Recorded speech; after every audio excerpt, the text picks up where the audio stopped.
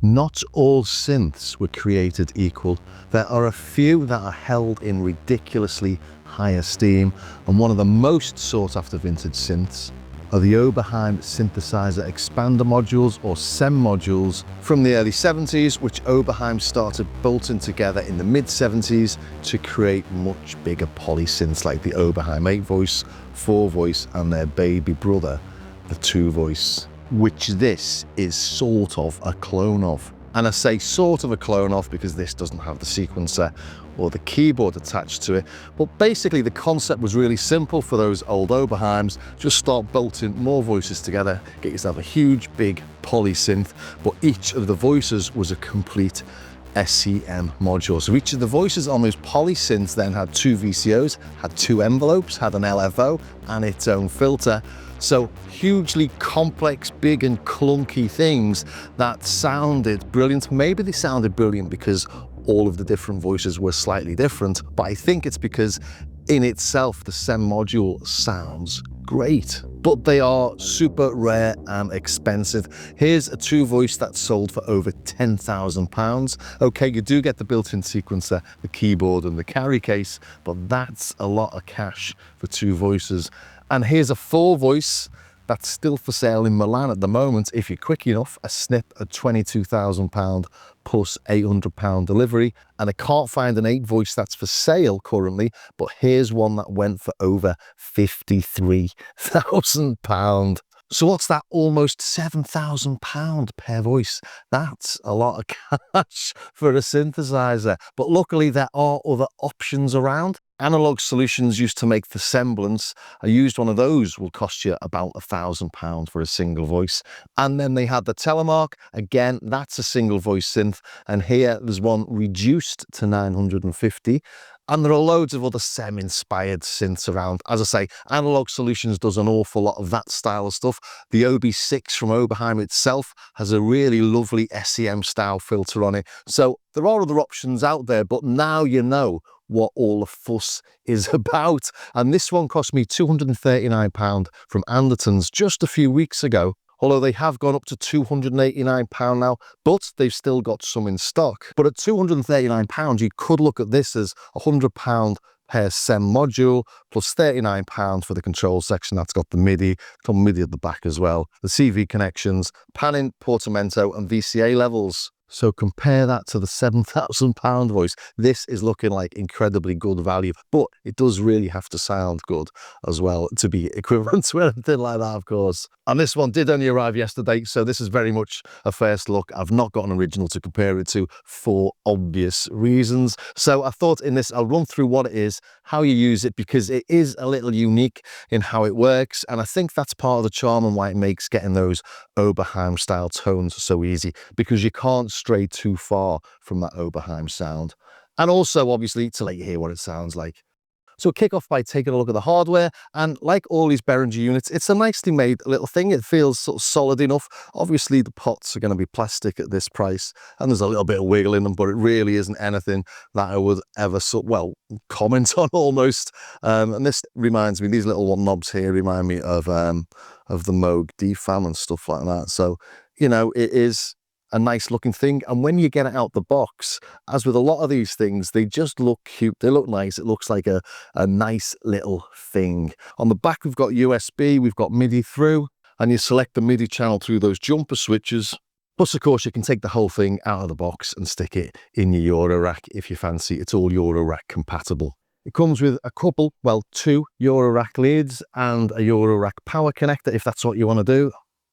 And also the power transformer to this is an upgrade from previous ones because it's much longer and feels a bit sturdier. All in all, I've got about 4 meters worth of length here, which is super handy. I hope that's deliberate because that's a really good move. Taking a look at these voices then, we've got two, as I say, and these are both identical. They've both got two VCOs, a VCF, two envelopes, and an LFO. So they really are like two independent synths. And if we look here, we can have them on a split mode or a duo mode as well, which I'll take a look at in a minute. But looking at the VCOs, they can be a sawtooth or a pulse. And the way you control these or program it is quite interesting. So we have nothing here because it's on 0. It's not selected a sawtooth or a pulse. And as we turn it up, we're increasing the volume of the sawtooth. It goes down to 0. And you increase the volume of the pulse. And it's interesting that your selection of the VCO and the volume of each of the VCOs is within the VCF section, because that's where it's going to, I suppose.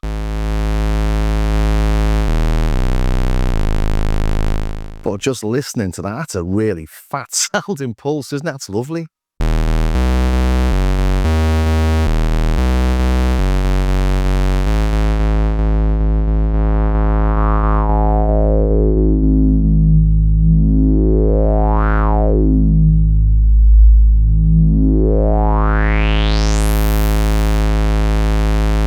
Nice that, isn't it? Let's try the sawtooth.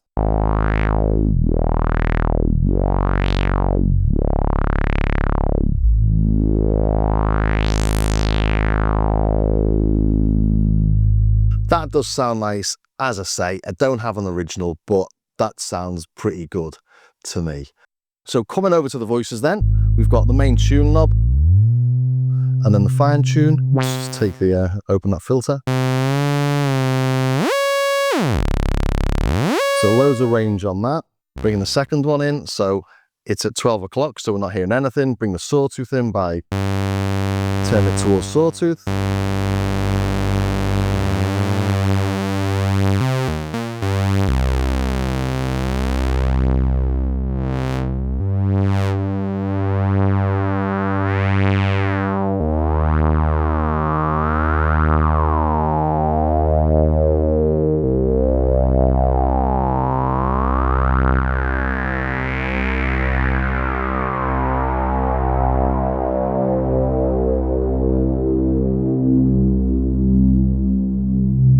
Really enjoying just listening to those tones. They are nice. And you'll notice it keeps on cutting off, and that's the way the gate seems to work on this, in that they hit a second key, I don't get a second gate, so it doesn't open the envelope again. So I'm not getting a second trigger there, am I? And it doesn't matter if it's higher or low. It's not like it's high note priority or low note priority. It just doesn't get a second trigger if you've already got a note held on. And I don't know if the original did that. I don't know if it's quirky, the original.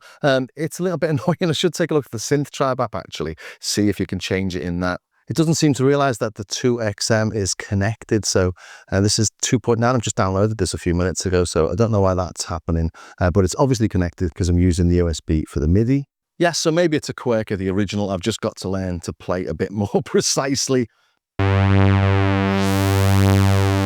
So if we go to Pulse on just VCO 1.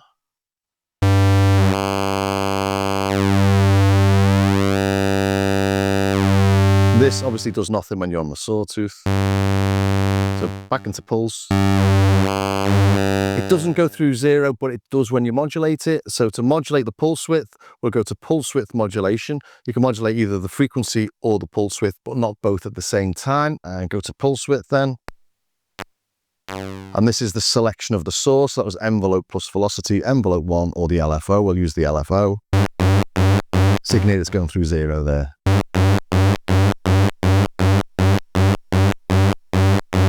So reduce the amount of pulse width, we'll just turn it down there.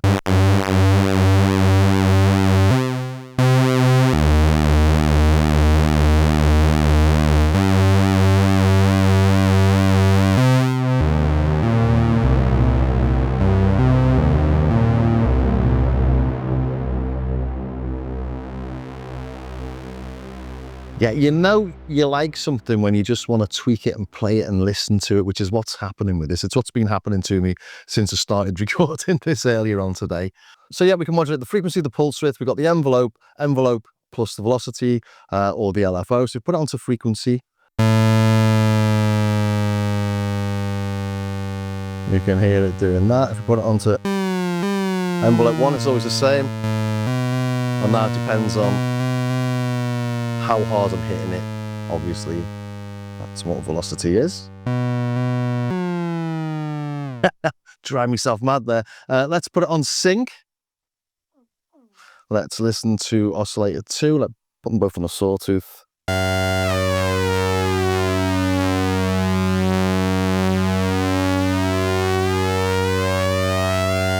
Again, beautiful sound, and isn't it lovely and smooth that? On a few of the Behringer releases, I think it might have been on the Cat and something else, the sync was sort of a bit weird, but this is nice and smooth.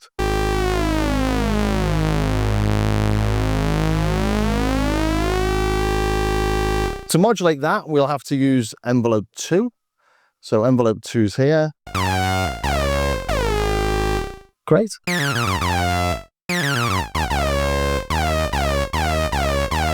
That's my go-to sync tune.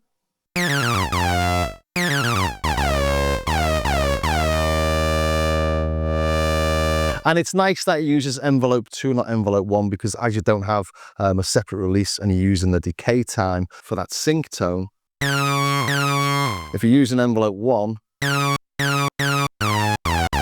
you'd be relying on the decay and the release being the same, which would muddy things up a bit, but that's just an SCM thing, but that's why you got envelope 1 on oscillator 1 and envelope 2 on oscillator 2. And then obviously you can use the LFO as well.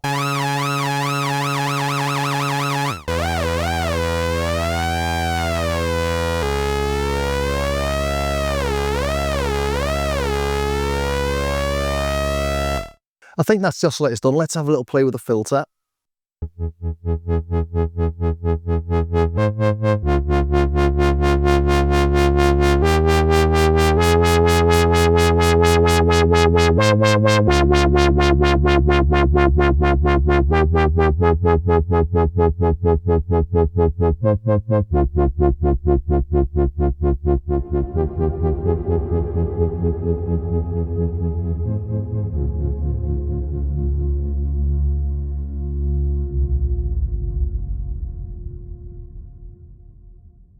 So there, I'm in low pass mode, modulating the filter with the LFO. And again, if we look down here, this is the modulation source and this is the modulation amount. So we've got selected the LFO.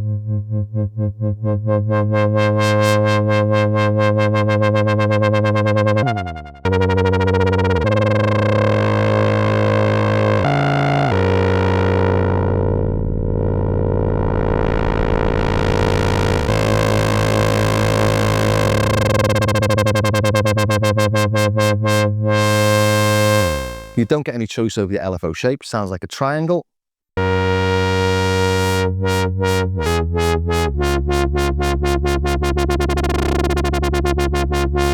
if we modulate with envelope 2, that's this one here, so let's just take that.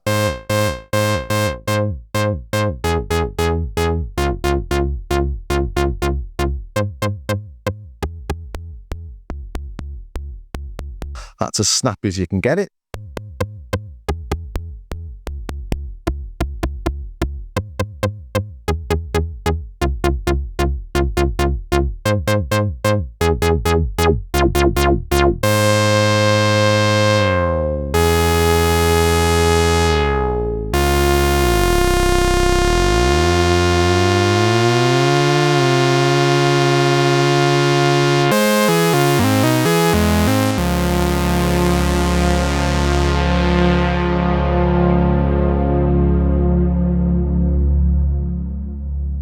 Our modulation sources for the filter are envelope 2, external, the LFO.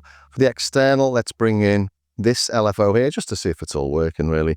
So there's the LFO out from XM2 and we'll put that into the VCF CV of XM1. So this LFO should be modulating this now.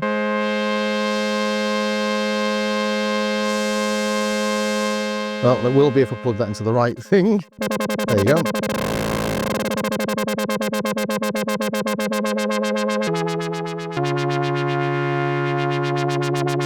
And we got positive or negative modulation as well, so, well. If we show that using the envelope,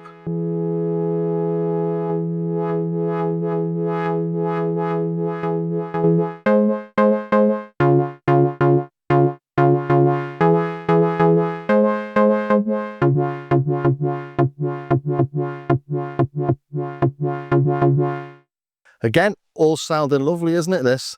Let's take the modulation off and I'll just play you the high pass and the low pass modes. It's a lovely, smooth 12 dB filter that famously doesn't self-oscillate. Put the resonance all the way up. You'll notice we're not losing any bass or any volume.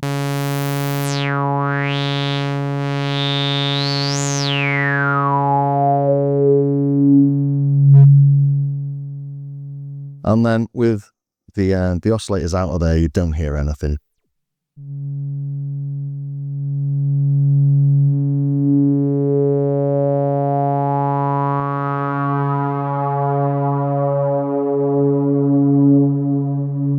That's lovely and smooth, isn't it? But as you probably know, with the SEM, we don't just have the low pass, we have a notch, which we blend into. So let's bring in the other oscillator here, because it just sounds nicer. Take the resonance down.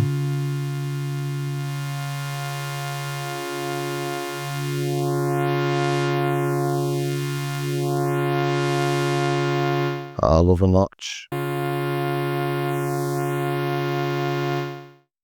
And then we move over to high pass.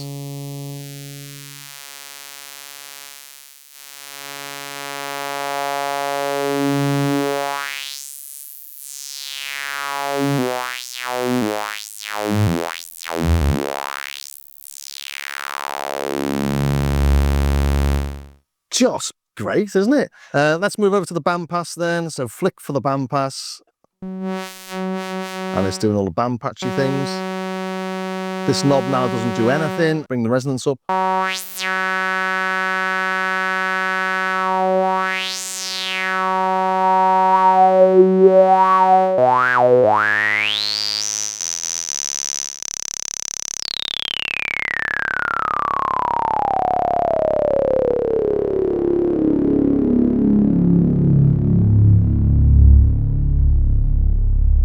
Just love playing with it. It is a really nice sounding thing. We've looked at nearly everything on the filter. We've just not looked at this external input, which is noise or external. So if we go to noise, let's modulating that with envelope 2.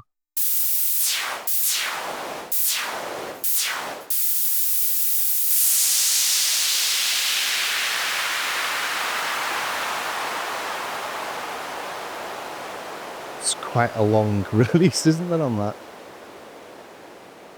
Let's turn that down. Don't want to listen to that forever. Go to external input. So let's bring something into the external in. We'll bring something out of this. So VCO1 out of XM2. That's this one.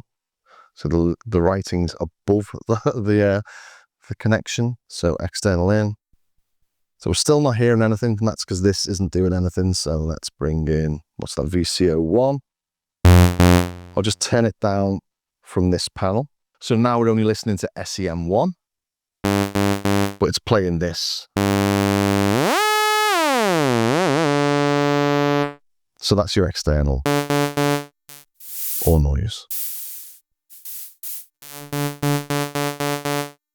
So suppose on this you could have 3 oscillators. Bring in this oscillator from over here.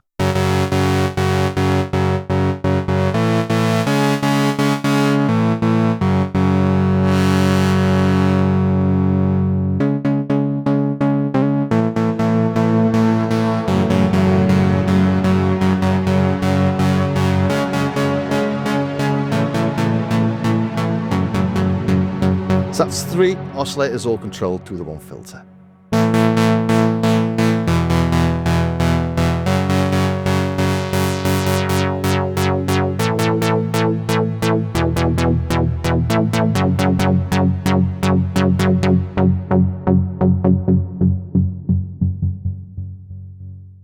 I think the last thing to look at on the SEM module is the VCA modes or the modulation mode. So we've got it on envelope 1 at the minute.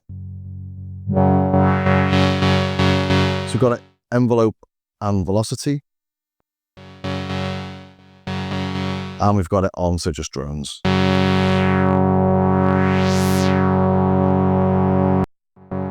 So you can have velocity sensitivity. But yeah, I think that brings me to the end of what the SEM modules do and how you use them. Hopefully that makes sense. I'll just take a quick look at this control panel on the end here. We've got access to the level of XM1 and XM2. That's these two over here. So let's turn XM2 up. Let's take that out for now. Let's tune them all to what's going on over there, shall we? So you could imagine if you've got 8 of these on the Oberheim 8 voice, how long it might take to program a patch.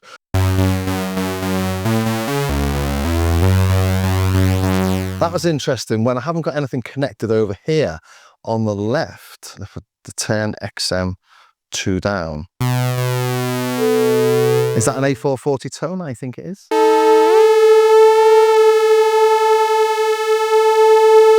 So that's how you tune it. Let's take that 440 off. So now we've got the two playing. Got independent levels of both.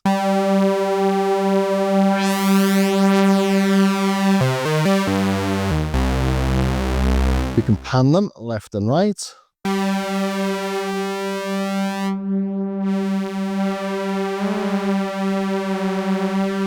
One of them's not quite in tune.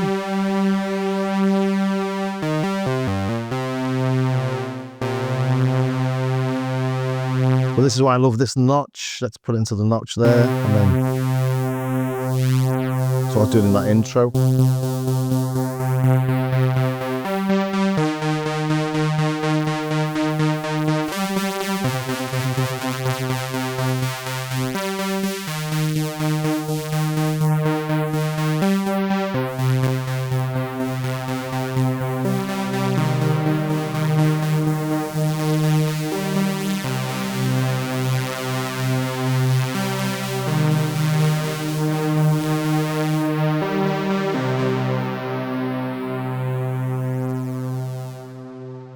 I can't imagine how difficult it must be if you've got loads of them plugged in together. But the big old modules, I think they did have a way of controlling and saving patches. I will get another one of these. My mate's offered me another one to have a little play with. He's got one that arrived yesterday as well. So I might try and make a little voice with that, which should be fun. And the final thing we got here is portamento. So click the portamento on.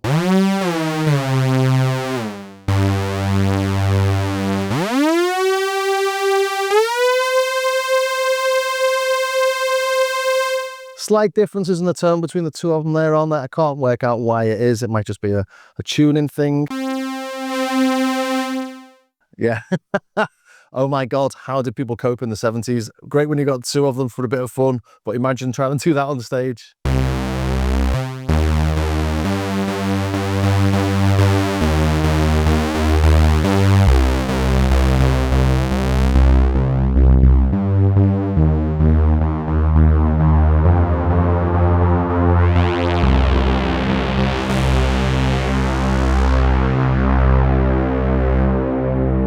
Single-handed tweaking isn't the best thing to do on this. A couple of other things to look at then. Split mode.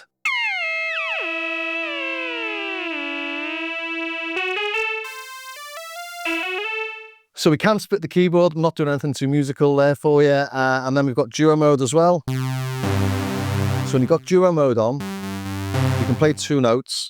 But unlike other things where you play one note and it plays both of them, when you play one note, it's only playing SEM1.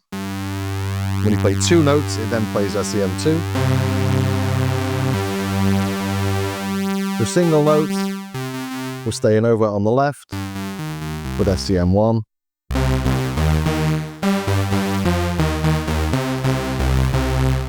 I'm putting it in stereo there just to make it really obvious. But